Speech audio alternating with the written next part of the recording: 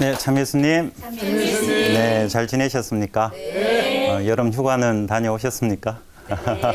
네, 저희들은 대구 교구에 우리 10년 이제 신부 생활하는 우리 동기 신부들 함께 이스라엘 그쪽 성지순례를 한번 다녀왔습니다. 이번 여름에 휴가 겸 연수 겸 해서 다녀왔었는데 무엇보다도 성경 안에서 우리가 읽고 있는 어떤 복음서라든지 여러 어떤 서간문, 그리고 우리가 지금 요한묵시록을 공부하고 있는데, 요한묵시록은 조금 이스라엘과 조금 다른 어떤 지역이지만은 그 성경 안에서 있는 읽을 수 있는 말씀들이 현장에서 이렇게 탁 가깝게 와닿으니까 예수님께서 살아가시고 활동하시고 그래서 우리에게 많은 가르침을 주신 어떤 장소, 여기서 많은 것을 묵상하고 왔습니다.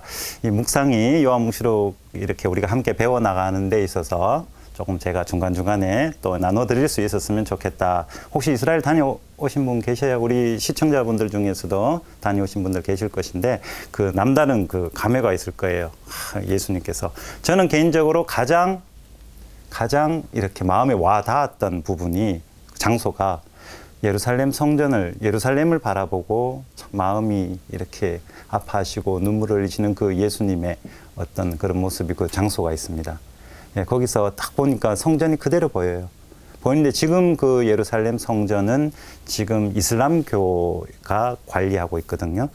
그래서 어떤 예루살렘 안에서 여러 종파가, 여러 종교가 함께 이렇게 아웅다웅하는 모습, 그 모습을 또 지금 예수 그리스도께서 오셨을 때 바라보셨으면 또 안타깝게 또 쳐다볼 수 있겠다. 그런 안타까운 마음, 예수님의 안타까운 마음, 너희들 왜 이렇게 사느냐, 좀 이렇게 살았으면 좋겠다 라고 하는 그 마음이 오늘부터 우리가 읽어나갈 그 2장부터, 요한묵시록 2장부터 읽어나갈 7개 교회의 편지, 서간문 안에 다 놓여져 있습니다. 이 서간문은 우리가 꼼꼼히 한번 읽어볼 겁니다. 다른 텍스트와는 다르게 한 줄 한 줄 읽어볼 것인데, 왜냐하면 이 7개 서간 안에 그 2장, 3장, 요한묵시록 2장, 3장에서 지금 7개 교회 편지가 있는데 4장부터 펼쳐지는 묵시적인 어떤 장면들, 그 4장부터 펼쳐지는 모든 주제들이 지금 2장, 3장 안에서 다 드러납니다.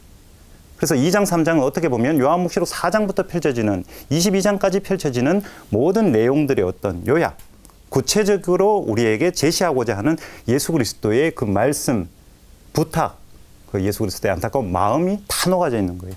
그래서 여기서 우리가 2장, 3장을 꼼꼼히 읽어보면 요한묵시록 뒤에 묵시적인 장면들, 조금 이상하고 신비스럽고 도대체 뭔가라는 장면을 쉽게 이해할 수 있다는 것입니다. 우리가 지난 시간까지 직접적으로 우리가 들어가지 않았지만은 텍스트에 그 7개 교회의 보내는 서간의 어떤 전체적인 특징을 우리가 이야기를 했었습니다. 그죠? 머릿속에 기억하고 계십니까? 네, 여기 기억하고 계시고 시청자분들은 기억하고 계신지 모르겠는데 그 7개 그 교회에 보내는 서간의 특징 2가지만 아주 구체적으로, 또 2가지만 확 짚고 우리가 구체적 텍스트로 들어가도록 하겠습니다. 첫 번째, 우리가 구조를 봤습니다. 7개 교회에 보내는 서간의 구조를 봤어요. 그죠? 이 구조가 제가 1번, 2번, 3번 이렇게 적으면서 쫙 봤는데 그 구조가 7개 교회가 다 다른 것이 아니라 똑같은 형식으로 되었다. 그럼 저자가 어떤 특별한 관점에서 특별한 의도를 가지고 똑같은 구조 안에서 그것을 그 7개 교회의 구체적인 상황에 따라서 내용만 살짝 바꿨지 구조는 똑같다라는 것을 설명해 드렸습니다. 그 구조가 어떤 교회의 천사에게 써보내라, 어떤 교회, 에페소 교회, 스미르나 교회가 다르죠. 어떤 이가 이렇게 말한다. 그 어떤 이가 모양새가, 이 묘사가 조금씩 다 다른데 다 사람의 아들이라고 했습니다. 사람의 아들이 누굽니까? 예수님께서 구체적인 교회에 보내는 어떤 예수님께 직접 말씀하시는 그런 모양새로 서간이 시작하고 있다. 그 다음에 예수님께서 나는 안다. 나는 너희들이 한 일을 안다. 너희들이 어떤 상태인지 안다라는 것이 또 설명이 되고 구체적인 교회의 모습에 따라, 그 다음에 그러나 나는 너를 거슬러. 너에게는 이런 부족한 점이 있다. 너는 앞으로 좀 이렇게 했으면 좋겠다라고 예수님의 본격적인 어떠한 당신이 원하시는 바가 드러나는 그런 단계. 그리고 그 다음에 그러므로 너희들은 돌아서서 회개하여라. 내가 이렇게 원하니까 너희들은 이렇게 회개하는 모습을 보여라. 그러면 소위 승리하는 자, 그리고 회개하는 자에게 무언가가 돌아갈 것이다. 그리고 마지막에 귀 있는 자는 이 성령의 말씀을 알아들어라. 여러 교회에 보내는 성령의 말씀이라고 했습니다. 여러 교회에. 그래서 여러 교회가 왜 여러 교회인가? 에페소 교회에 쓰면서도 여러 교회, 스미르나 교회에 쓰면서도 여러 교회. 지금 한 구체적인 교회의 그 서간이 전해지고 있지만은 이 내용은 단순히 그 교회만을 위한 내용이 아니라 모든 교회. 이 교회가 몇 개 교회입니까, 지금? 7개. 우리 7이라는 표징은 우리가 상징성은 너무나 잘 알고 있죠, 이제. 7은 보편적이고 전부고, 그죠? 예. 그래서 이 7개 교회를 보낸다고 하지만 보편교회, 모든 교회. 지금 우리가 처한 이 대한민국에 지금 이 자리에 있는 우리 교회에게도 전해지고 아주 유용한 말씀이 될 수 있다. 귀담아 들으라 라는 것입니다. 자, 이런 구조가 7개 교회가 다 똑같다. 두 번째 강조하고 싶은 것은 방금 말씀드렸다시피 그 구조가 전하는 그 내용은 지금 우리에게 전해지는, 보편교회에 전해지는, 그러므로 우리가 이 말씀을 가지고 우리 삶의 모습 안에서도 이 말씀의 의미를 담아내어야 되고 또 우리가 그 말씀을 제대로 실천하고 그래서 우리 스스로 회개의 길로 걸어가야 된다. 예, 열려져 있는 메시지다. 한 그 시대 요한묵시록이 쓰여진 그 당시 그때만을 이야기하는 것이 아니라 모든 세대에 이 글을 읽는 요한묵시록의 그 어떤 내용을 읽는 모든 교회의 그 어떤 신자들에게 이 말씀은 계속 전해져야 되고 그 말씀이 그 신자들 안에서 증거되어야 된다라는 개념을 가지고 우리가 시작했으면 좋겠습니다. 자, 그러면 오늘부터 우리가 읽어 나갈 교회의 어떤 내용, 자, 에페소 교회부터 먼저 보도록 하겠습니다. 자, 우리 7개 교회는 우리가 소아시아에 위치했습니다. 그죠? 우리가 소아시아가 어디입니까? 예루살렘 위에요, 밑에요? 크게. 위에죠, 당연히. 너무 쉽게 우린 잘 알고 있습니다. 자, 어디냐? 그럼 여기가 이집트고요. 이집트고, 여기 갈릴레오스, 요르단강, 그 다음에 사해가 있습니다. 그죠? 예루살렘은 이쯤 있고요. 그죠? 소아시아 어디입니까? 시리아를 넘어서 저 위쪽으로 해서 이쯤에 위치하고 있습니다. 그죠? 이스라엘 밖입니다. 밖에. 여기에 7교회가 밀집해 있기 때문에 이 장소는 특별히 예컨대 여기 있거나 여기 있으면 구체적 장소에 따라서 뭔가 상황과 지리적인 상황이 어떤 조금 구체적 설명이 필요할 건데 이제 크게 잡아 봅시다. 이 지역은 이쪽에 그 소위 비옥한 초생달 지역, 그죠? 이쪽이 이스라엘 지역에서 예컨대 사도 바오로가 정교를 해 나가기 위한 어떤 교통의 요지가 된, 특별히 에페소 여기는 사도 바오로가 어디로? 그리스 쪽으로, 이쪽으로 넘어가기 위한 뭐라고 표현할까요? 베이스 캠프라고 할까요? 하여튼 그런 개념, 늘 거쳐가던 교통의 중요한 요지. 거기에 7교회가 다 이렇게 밀집해 있다. 에페소 교회부터 시작해서 우리 읽어 나가면서 교회의 구체적인 어떤 특징들, 지리적인 특징들 말고 그 교회가 그 도시가 처한 상황의 구체적인 것 한두 개를 뽑아서 그렇게 설명해 나갈 것입니다. 자, 그러면 우리 에페소 교회에게 보내는 편지가, 서간이 어떠한 내용을 담고 있는지 성경을 먼저 읽어야 되겠죠. 그죠? 사실 이 읽는다는 것에 대해서 우리가 한번 깊게 생각을 해봐야 됩니다. 제가 조금 이렇게 프랑스에서 공부할 때 우리 지도 교수님이 요즘 성경 공부는 단순히 역사적인 지리나 고고학적인 거나 아니면 어떻게 그 당시에 사회 문화적인 어떤 배경 그런 공부만이 아니라 텍스트에 있는 글자를 읽어내는 그 어떠한 읽기의 방법론, 이런 것들에 되게 지도 교수님 관심 많고 초점 많이 두셨어요. 그래서 일반 대학에 가서 언어학과에 가서 석사과정을 들으라고 저를 보내셨는데 거기 가니까 신기하게도 읽기라는 게 있습니다. 읽기라는 과목이 있어요. 초등학생들 글 읽는 것도 아니고, 그죠? 읽는다는 것은 저번에 제가 잠시 언급을 했습니다만은 이 강좌 시간에 읽는다는 것은 내가 미리 해석이 지금 들어간다는 것입니다. 해석이 들어가고 내가 읽기를 함으로써 어떻게 텍스트를 내가 어떻게 받아들이느냐의 그 과정을, 보통 우리가 커뮤니케이션, 소통의 어떤 학문에서 잠시 언급을 합니다만은 읽기라는 전문적인 공부가 있다라는 것, 여기서 되게 충격을 받았어요. 우리 읽으면 되지 그냥 이런 내용이구나 받아들이면 되지, 이런 것이 아니라 한번 같은 텍스트를 다 읽어보세요. 지금 여기 앉아 계신 분 각자가 나름 다 다르게 해석을 하고 있습니다. 이게 읽기 신기한 거예요. 어떤 그림을, 여기 그림이 몇 개 있죠, 그죠? 요한복음에 관련된 거. 읽고 나름 이 그림이 어떤 느낌을 줍니까? 어떤 느낌을 받으십니까? 라고 제가 여쭤보면 여러분들 다 다르게 말씀하실걸요, 그죠? 그게 벌써 읽기라는 것이 해석을 하고 있다는 거죠. 각자가 고유하게. 그런 방법론은 뭐 나중에 우리가 배울 필요성도 있습니다만은, 그래서 성경을 접할 때 읽는 것이 뭔가를 우리가 조금 강조해서 생각을 해봤으면 좋겠습니다. 제가 이 요한복음으로 강조를 처음부터 끝까지 신학적인 것이나 아니면 어떤 상징적인 것을 제가 설명해 드릴 수 있어요. 그렇지만은 제가 이 후반부부터 직접 우리 같이 읽자라고 제가 이렇게 의도한 바는 성경 읽지도 않아 놓고 우리 성경 공부 끝났다고 하는 그런 경우가 많이 있습니다. 제가 그랬고, 옛날 우리 공부들이 그랬고, 많은 성서 모임들이 공부가 그래요. 어떤 텍스트를 꺼집어내면 복음서든 성화문이든, 자, 저자가 누구냐? 누구 가정, 이 정도로 저자가 이럴 가능성이 있다. 그러나 확실한 저자는 없다. 확실성을 가질 수 없다. 신학적 주제가 뭔가, 뭐 그리스도론, 교회론, 뭐 마리아론, 그러면서 신학적인 정보 쭉 빼고 몇 장 읽어봐라. 이런 내용이 있지 않느냐? 라고 그래 끝내거든요. 그러면서 우리는 복음서를 공부했습니다. 서간문을 공부했습니다. 그리고 뭐 가톨릭 서간을 공부했습니다. 요한복음을 공부했습니다. 신약 성경 공부 다 했습니다.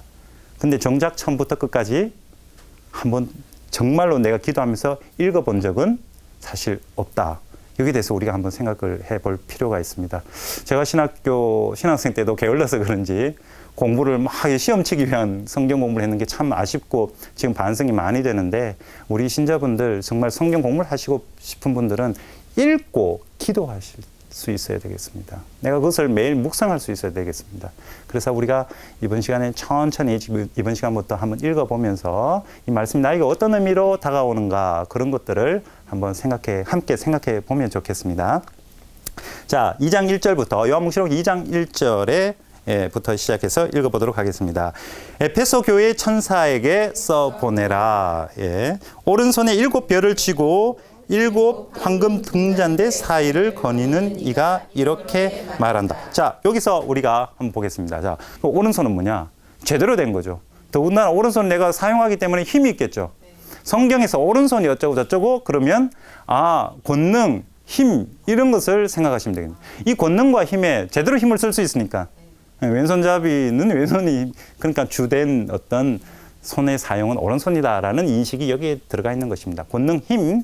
자, 그러면 그 오른손에 7별을 쥐고 7 황금 등잔대를 사이를 거니는 이. 자, 7이라는 숫자는 우리 너무 잘 알죠, 그죠? 권능이 어떻다고요? 7개면. 7개 별과 그걸 황금 등잔대를 거니고 완전하죠. 힘이 완전하다는 것입니다. 7별 황금 등잔대 뭡니까? 7교회 천사들과 7교회를 지칭하죠. 그러면 여기서 말씀하시는 이 사람의 아들인데 예수 그리스도이신데, 이분이 7교회 보편적이고 완전한 그 어떤 권능을 모든 교회에서 다 이렇게 보여주신다.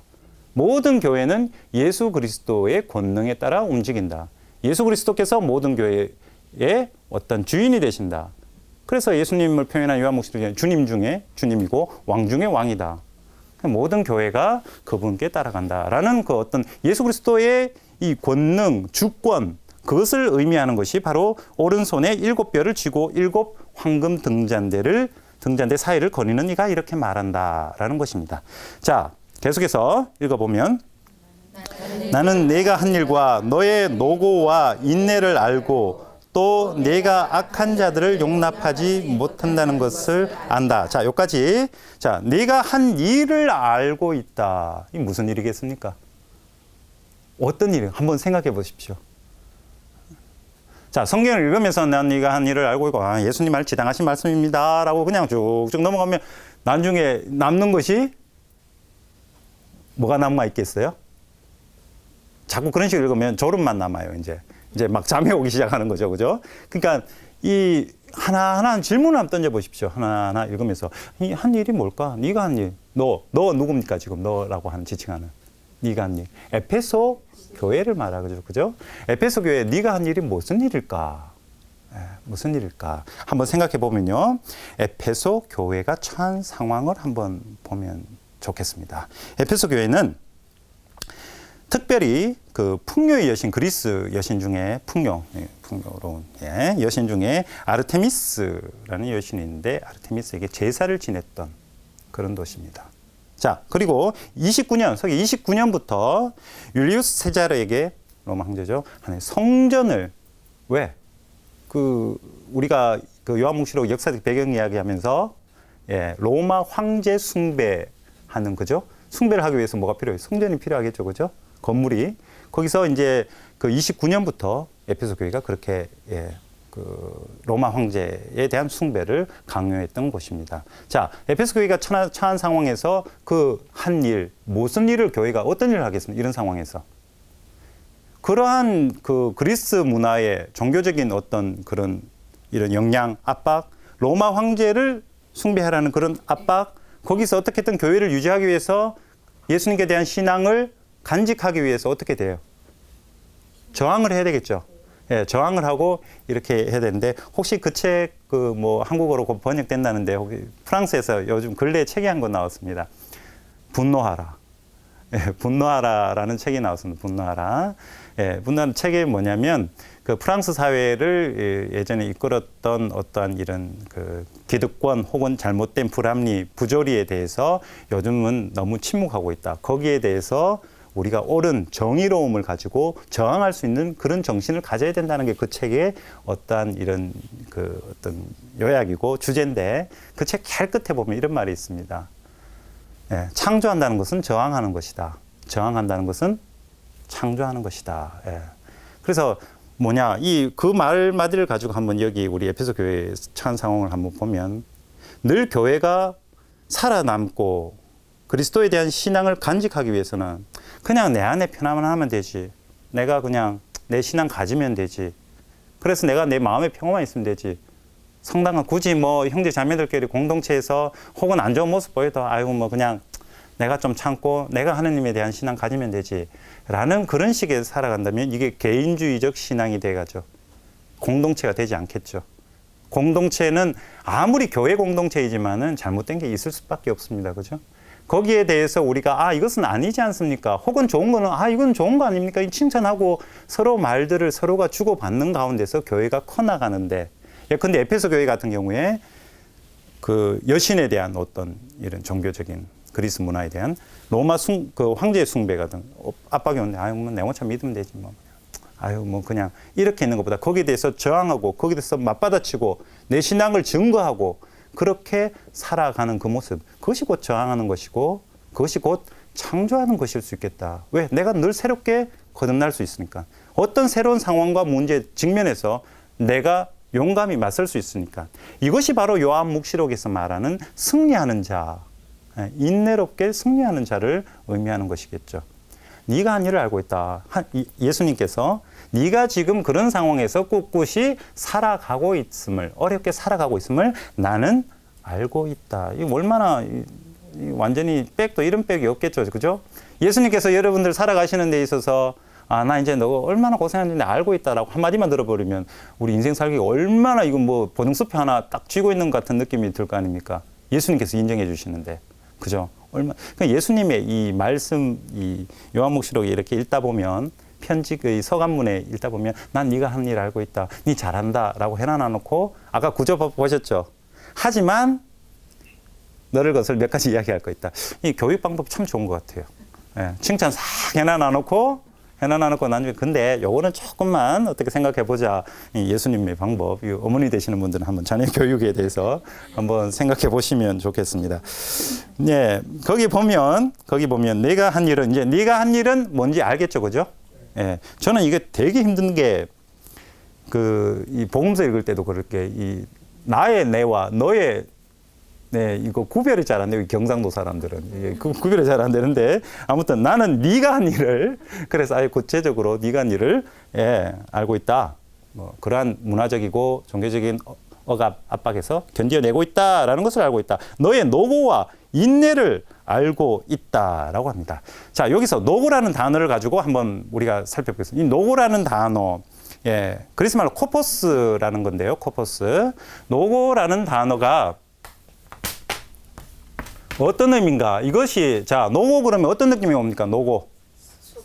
수고, 고생, 어려움, 뭐 다 있습니다. 그죠? 근데 이것이 누구에게 쓰여졌는가가 이제 중요한 겁니다. 누구에게 쓰여졌는가. 아이고, 너가 다 각자 너희들 어려움, 우리 복음서에 뭐 제 십자가를 지고 나를 따르는 너 각자 어려움 다 있다 그러는데 이 노고라는 게 그리스 말로 코포스라는 단어가 쓰였는데 이 단어가 어디에 쓰였는가? 그 단어를 대해서 한번 살펴보자면요. 이 어려움이라는 이것이 주로 어디에 사용됐는가? 신약 성경에.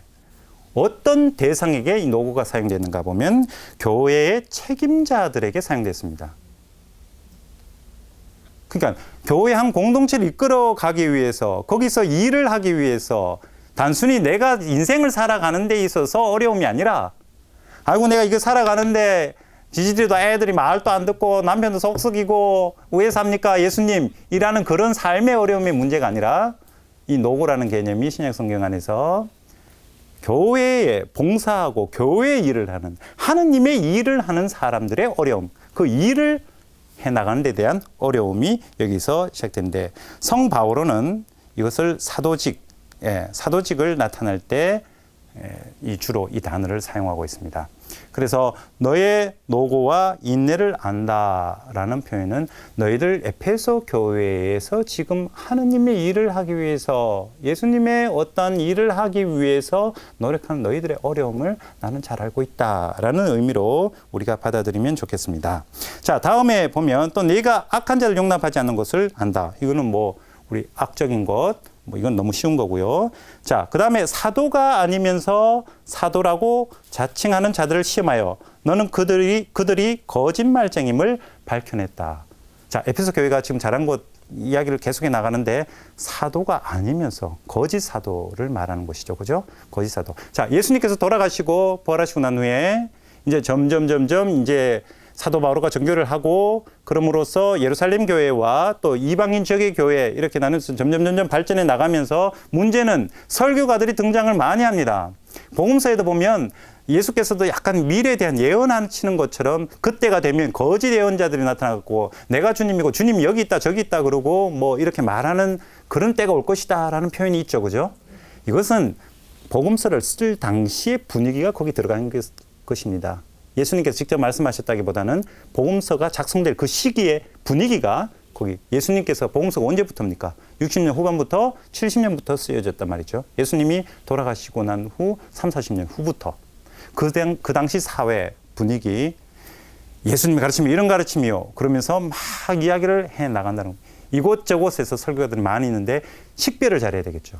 어느 것이 예수님의 진정한 가르침을 전하고 있는 것인가?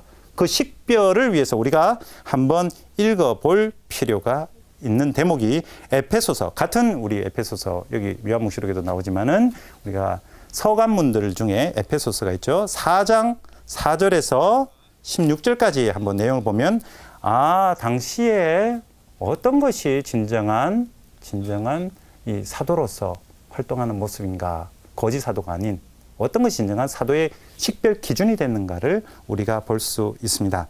거기에 보면 4장 4절에 보면 에페소서 하느님께서 여러분을 부르실 때 하나의 희망을 주신 것처럼 그리스도의 몸도 하나이고 성령도 한 분이십니다.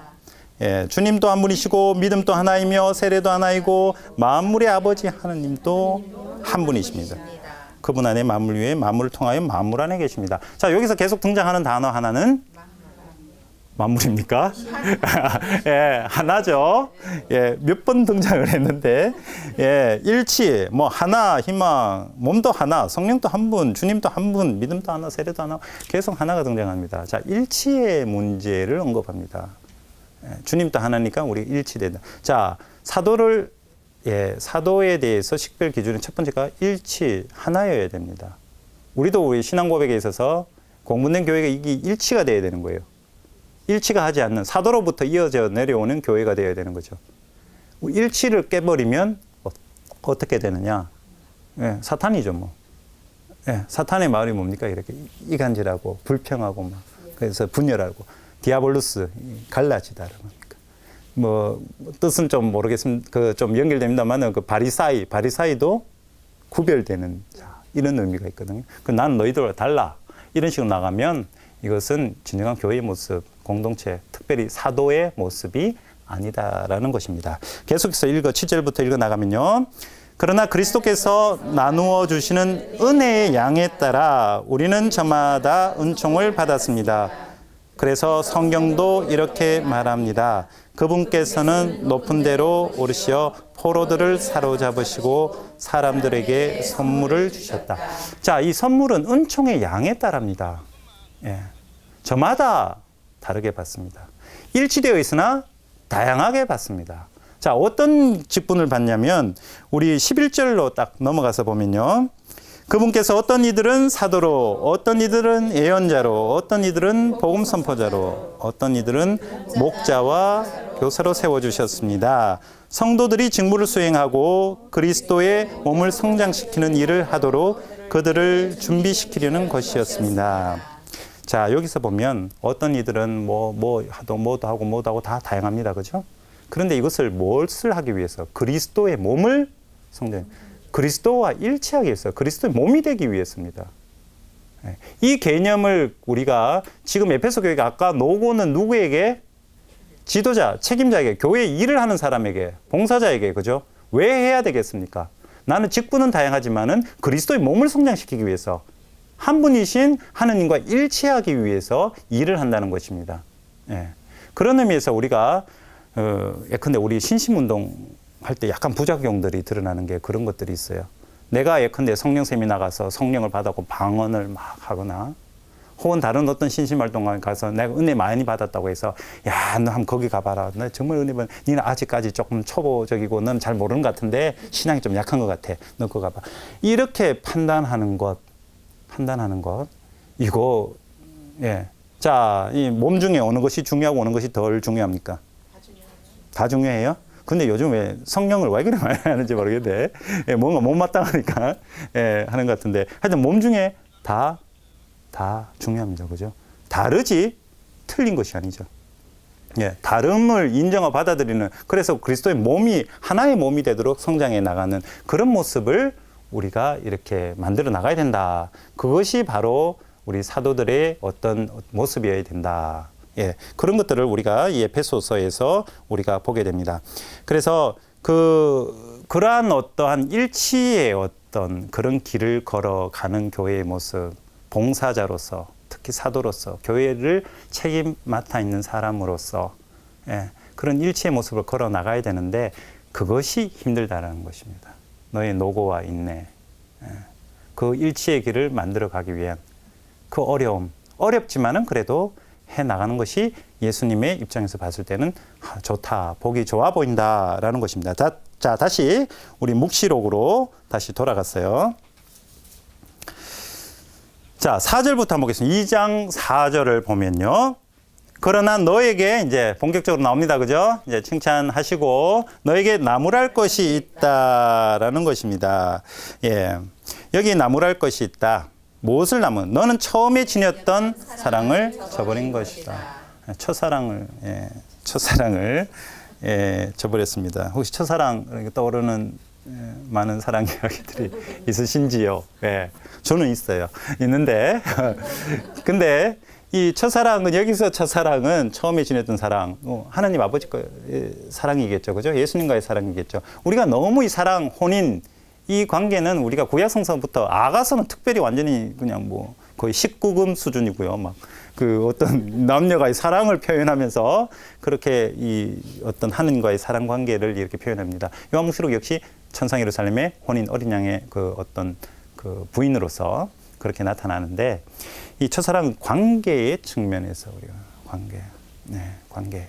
하느님과의 관계가 돈독했었는데 근데 나무랄 것이 뭐냐? 이 첫사랑을 잊어버리고 있다. 조금씩 이렇게 잊어버리고 있다. 잘하고 있어요.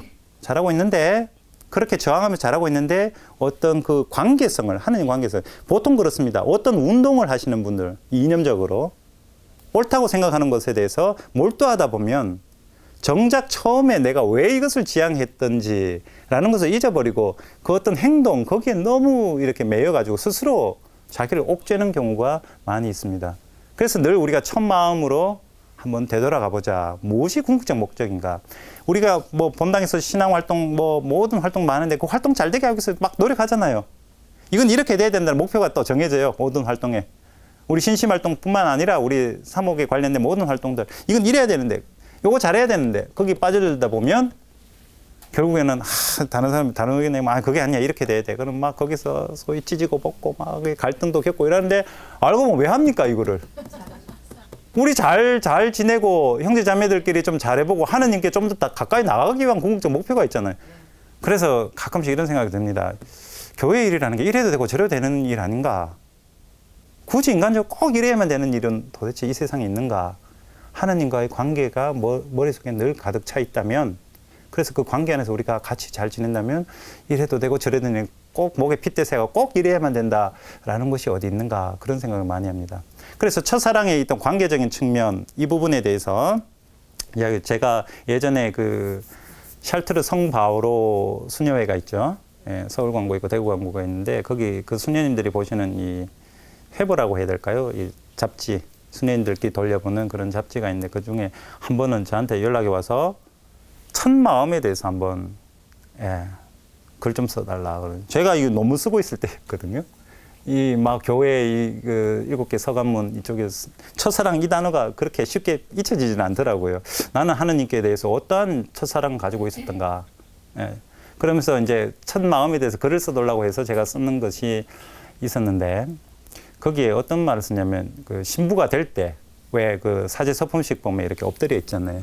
엎드려서 이렇게 있을 때 뭐 신자분들은 그때 가장 이렇게 크게 뭔가 와닿는다 그러시는데 전적 우리 삶을 다 봉헌한다. 봉헌하면서 이제 옆에 동기들은 울고 막 그런 게 옆에서 막 울어요. 근데 이제 그때 제가 생각했는 게 지금 생각 좀 뭐 지금 그 글에는 이렇게 적었어요. 글에는 기도 뭐 영성적이고 뭔가 훌륭한 신부고 뭐 이러한 것들이 너무 구체적으로 안 잡히는 거예요. 제가 사제 서품식을 준비하면서 구체적으로 하나만 지키자. 하나만 구체적 생활 삶에. 그래서 조금 신자분들이 조금 심각하게 좀 생각할 수도 있는 부분인데 그때 제가 결심했는 게 엎드려서 뭐냐면 골프는 치지 않을 것이다. 이 문제를 아주 지금 뭐 조금 우스갯소리 같은데 이게 제 삶의 어떤 목표가 됐습니다. 왜 골프는 치지 않을 것인가? 제가 신학생 때부터 봐왔던 모습의 사제들의 모습은 아니었거든요. 그것이. 특히나 우리 촌에 있는 본당 같은 경우에 몇 퍼센트 신자가 골프를 치겠습니까? 신부님께서 골프를 채를 드는 순간 신자분들은 우리와 다른 존재구나. 경제적이든 어떤 사회 입지적인 부분이든 사목 되겠나. 이런 제 어린 마음에 생각을 했습니다. 근데 단순히 골프라는 어떤 단어, 그 스포츠만을 이야기하는 것이 아니라 골프가 대명사가 돼서 그 수반하는 모든 어떤 경제적인 측면이랄까요? 그런 것들을 제가 한번 사제로 산다는 게 있어서 한번 가난하게 살아보자 라는 생각을 많이 했습니다. 근데 이게 1년이 지나고 2년이 지나고 천만적 가니까 요렇게 살겠으면 이것도 필요하지. 저렇게 살면 저것도 필요하지. 이런 것들이 자꾸 더 나에게 이렇게 막 쌓여가는 그런 모습을 보면서 그때 글을 부탁하셨을 때 수녀님들이 다시 첫 마음을 한번 생각해 보면서 골프는 치지 않을 것이다 라는 그런 마음을 한번 다시 되짚어 봤습니다.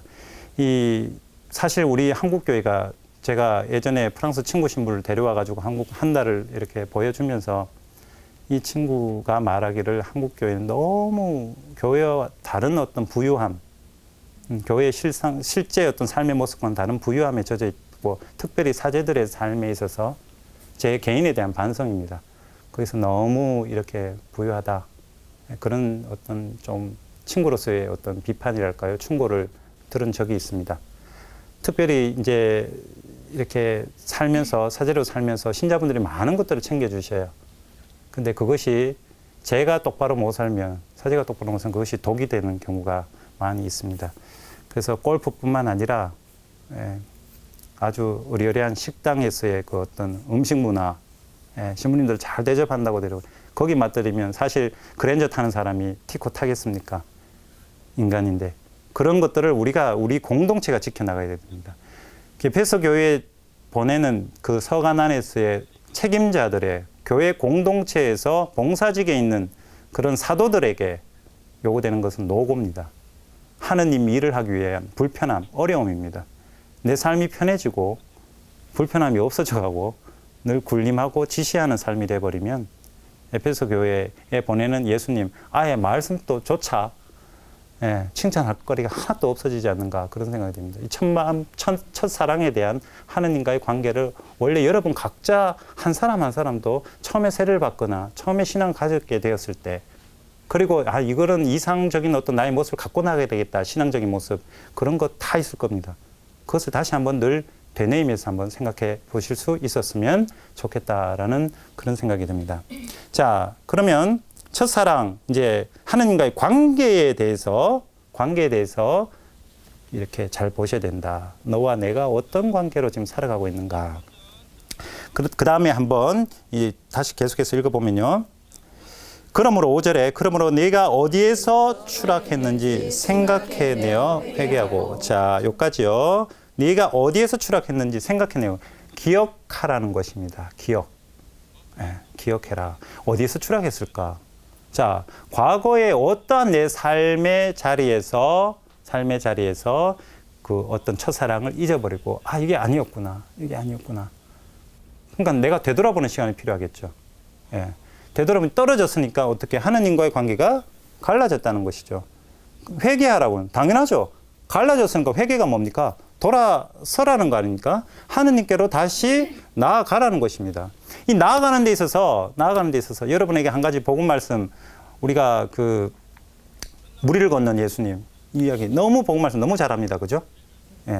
무리를 걷고 계시는 예수 그리스도. 자, 배가 있어요. 배에 누가 제자들이 타고 있죠. 제자들 타고 있는데 예수님께서 저기 걸어오셔요. 완전 유령입니다. 그죠? 그래서 두려워서 유령이다라고 하니까 나다 안심해라 그러는데 자, 그러면서 베드로가 이제 주님이시거든 오라고 합니다. 자, 오라고 합니다. 제자들은 배에 타고 있고 예수님은 물 위에 있는데 서 계시고 그렇게 이제 베드로가 한 발을 이렇게 디뎌서 가려고 하는데 막 무서워가지고 빠집니다. 예수님 건져주십니다. 자, 우리의 모습을 한번 여기에 이 구조와 한번 비교해 보십시오. 우리는 배 위에 있다고 생각해 보십시오. 많은 교부들이 이 배의 어떠한 그리고 풍랑에 마주치는 이 배를 인생살이 정도 인생의 어떤 역경 신앙적인 역경 예수께로 나아가는 데 있어서의 역경 그런 것들로 많이 묘사를 합니다. 자, 그러면 여기서 떠나야 예수님을 만날 거 아닙니까? 내 인생의 이 삶의 어떤 삶을 살아가기 위해서 내가 세상을 살아가기 위해서 놓여진 내 삶의 자리 이 자리를 떠나서 예수님께 나아가야만 예수님을 만나고 예수님이 빠지면 건져주기라도 하실 것인데 나는 늘 어떤 의미에서 배 위에 있으면서 주님은 봐요. 주님 하고 불러요. 당신 가르치면 압니다. 당신이 나에게 무엇을 말씀하시는지 압니다. 나 당신이 가르친 거 다 공부하고 있습니다. 배 위에서. 단 한 번도 우리가 배를 한번 벗어난다고 생각해 보십시오. 내 삶의 자리를 떠나서 내가 삶의 가치관, 인간적인 세속적인 것을 떠나서 하나라도 조금 그 작은 것 하나라도 포기하면서 예수님의 가르침으로 사상으로 나아가려고 하는 그 어떤 그 발걸음이 있는지 아니면 요거는 버리면 안 돼요. 요거 있어야 예수님 따라갈 것 같아요. 요것만 해주시면 내가 예수님 따라갈 것 같아요. 이러한 상황에 있어야만 내가 신앙생활 잘할 것 같아요. 여기 한번 발을 확 불어서 흔들어 나오면 예수님도 이제 모릅니다. 이제 배만 붙잡고 어떻게든 살아남아야 된다라는 생각으로 빠지기 쉽습니다. 그래서 우리가 그 회개, 어디서 추락했는지, 그 회개해라. 예수님께 나아가라. 하나님의 가르침으로 되돌아가라. 우리가 어렵지만은 물 위에 발을 한번 내디뎌 봐야 된다는 것입니다. 예수님께 걸어가기. 요한묵시록의 표현에 의하면 이것이 바로 증거의 삶이고 이것이 순교의 삶이고 이것이 인내의 삶이고 동시에 그래서 승리의 삶이 된다는 것이죠. 죽을 때까지 다시 한번 회상합니다. 7장에 있는 말씀 어떻게 되냐면 네가 끌려갈 사람은 끌려갈 것이고 칼에 맞아 죽을 사람은 칼에 맞아 죽을 것입니다. 그러나 여기에 성도들의 인내와 믿음이 필요한 까닭입니다. 라고 되어 있습니다. 한 번도 저항하지 않고 한 번도 예수님께 나아가지도 않으면서 그냥 알고 있습니다. 방 안에서 박해가 있으니까 알고 있습니다. 그냥 무슨 믿음인지 압니다. 내 안에서만. 그렇게 살아가는 그런 모습은 애시당초 이 서간문의 대상도 되지 않는다라는 것입니다. 어디서 추락했는지 한번 살펴보자라는 것입니다. 회개를 하여라. 회개하지 않으면 어떻게 되겠다고요? 처음에 하던 일을 다시 하여라. 처음에 저항하고 이겨내고 견뎌내는 것. 네가 그렇게 하지 않고 회개하지 않으면, 다시 되돌아가지 않으면 내가 가서 뭐를 치운다고요? 내 등잔대를 그 자리에서 치워버리겠다. 등잔대가 무엇입니까? 교회입니다. 교회 공동체가 저항하지 않고 예수님께 나아갈 노력하지 않고 개인적인 신심이나 내 마음의 평화나 그리고 내가 원하는 삶의 자리를 위해서 그러한 삶의 도구로서 교회가 그렇게 살아간다면 그것은 바로 교회가 아니게 되는 것이죠. 또 한 번 또 강우일 주교님의 그 강론 말씀이 또 떠오르는 게, 이해관계에 따라서, 인간적인 이해관계에 따라서 모인 그런 교회라면 그것은 교회가 아니라 그 사회 동호회와 같은 계모임과 별반 차이가 없는 우리끼리 모여서 취미생활하는 그런 공동체밖에 안 된다는 것입니다. 그래서 내가 회개하지 않으면, 다시 관계 회복을 하지 않으면 교회는 아무리 겉모습만 화려하게 있을지라도 그 교회는 교회가 아니죠. 자기들끼리 모여서 이제 소위 예수님 이름 팔고 사는 그냥 인간적인 공동체죠. 지금 우리가 에베소에 가보면 없습니다. 아무것도 없습니다. 지금 성지순례 가보시면 아무것도 없어요. 많은 걸 묵상할 수 있습니다. 교회가 다 사라졌습니다. 교회뿐만 아니라 그 지역 자체가, 그죠? 그래서 우리 교회가 어떻게 살아가야 되는가, 거기에 대해서 한번 반성해 볼 수 있었으면 좋겠고요. 계속해서 6절에 그러나 너에게 좋은 점도 있다. 네가 니콜라오스파의 소행을 싫어한다는 것이다. 또 좋은 점도 한 번 더 칭찬을 하시는데, 자, 여기서 니콜라오스파가 무슨 파냐? 사도행전 6장 5절에 보면 니콜라오스는 부제로 등장합니다. 부제가 어떤 역할을 합니까? 초대교회에 살림살이를 챙기는 교회 일을 하는 사람이에요. 근데 이 부제였던 니콜라우스를 따르는 그 파가 왜 이거 악행을, 왜 교회가 싫어하는 그런 모습으로 바뀌어져 나갔는가? 거기 보면 이 니콜라우스라는 말이 참 재밌는 게, 발라음이라는 말 들어보셨죠? 영어 발람. 그 말과 동의어입니다. 니콜라오. 왜냐? 발라음이 발치참이라는 단어죠. 발치참. 히브리 말인데 발치참인데, 참은 백성이고 발치는 부수다, 멸망시키게 되는 거예요. 발라함이라는 말 자체가 뭐냐? 발치참에서 왔으면 백성을 부수다라는 의미를 거기 담고 있습니다. 니콜라우스, 이것이 발참이 그리스 말로 바뀌면, 발라함이 그리스 말로 바뀌면 어떻게 되냐면 니칼라온이 됩니다. 니콜라우스, 니칼라온 비슷합니까? 비슷한 느낌 드셔요? 니칼라온, 라온이 백성이고 니카가 또 부수다, 멸망시키다, 이런 것입니다. 자, 니칼라온, 발치참 같은 말이죠. 발라함, 니콜라우스 다 같은 동의어입니다. 자, 그게 뭐야? 백성을, 교회 부제로서 열심히 일을 한다고 하지만 그 사람을 따르는 사람들이 교회 안에서 활동하면서 교회를 어떻게 한다고요? 부셔버리고 있다라는 것이 이러한 어떠한 그 니콜라우스파라는 어떤 통칭에서 나오는 것입니다. 교회 안에서 내가 짐짓 신자고, 내가 짐짓 사제고, 내가 짐짓 수도자고, 그러면서 자기 고집대로 자기 것을, 하느님의 일을 하기 위한 노고가 아니라 자기 뜻을 실현하고자 하는 그런 것은 교회를 좀먹는 것이고, 그래서 내가 하느님과의 관계를 생각하지 않고 내 것만을 생각할 때 그것은 등잔대를 치워버려 교회가 없어지는 그런 행실들을 하는 교회 안의 인물들을 통칭해서 일컫는 것이 바로 니콜라우스 파, 그 일당들, 그것을 싫어하는 거죠. 우리 공동체 안에서도 교회 안에서의 어떤 그런 어떤 이렇게 남을 약간 무시하고 자기를 드러내고 이러한 어떤 행동, 움직임들, 그런 것들 우리가 싫어하는 것, 그 예수님으로부터 칭찬받는다는 것입니다. 자, 나도 그것을 싫어한다. 자, 7절 마지막에 귀 있는 사람은 성령께서 여러 교회 하시는 말씀을 들어라. 승리하는 사람에게는 내가 하느님의 낙원에 있는 생명나무의 열매를 먹게 했다. 자, 7절에 귀 있는 사람은 성령께서 여러 교회, 그 교회들이라고 직역됩니다. 여러 교회라고 표현하는 것은 정관사 거기 있습니다. 바로 그 여러 교회들, 7개 교회죠. 다시 말해서 보편 모든 교회에 하는 이 말씀을 새겨 들으라. 제가 이 설명을 하면서 설명을 하면서 계속해서 제 이야기도 아니면 한번 생각해 보자라는 이야기 계속 이야기했습니다. 왜 이런 식으로 이야기를 말씀드리냐. 이 메시지가 지금 우리에게 어떤 의미가 있는가를 우리가 깨닫지 못하면 마지막에 7절에 있는 것, 이 말씀이 여러 교회, 모든 교회, 보편적 교회에 하는 이것을 귀 있는 사람이 알아들어야 됩니다. 여러분 각자도 이 말씀에 대해서 어떻게 내가 현실에 살아가는 내 삶 안에서 이 말씀을 어떻게 받아들이는가, 그것을 생각해야만 귀 있는 자가 되고 이 메시지를 내가 듣고 있는 사람이 된다는 것입니다. 자, 그렇게 한다면 승리하는 사람, 아까 노고를 견디고 어려움을 견디고 이겨내고 어떤 내 신앙의 위협을 막아내고 이런 승리하는 사람에게는 하느님의 낙원, 에덴 동산 떠올리시기 바랍니다. 낙원에 있는 생명나무의 열매를 먹게 해주겠다. 이 대단한 겁니다. 에덴 동산의 창세기에 나오는 에덴 동산에서는 이것만은 건드리지 마라라고 했는 게 생명나무의 열매입니다. 그죠? 선악을 알게 하는 열매.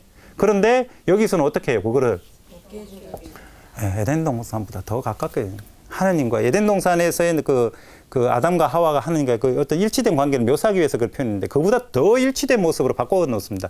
하느님의 영역입니다. 선악을 알게 하고 생명나무. 하느님의 영역 안에 너희들도 함께 머물게 하겠다.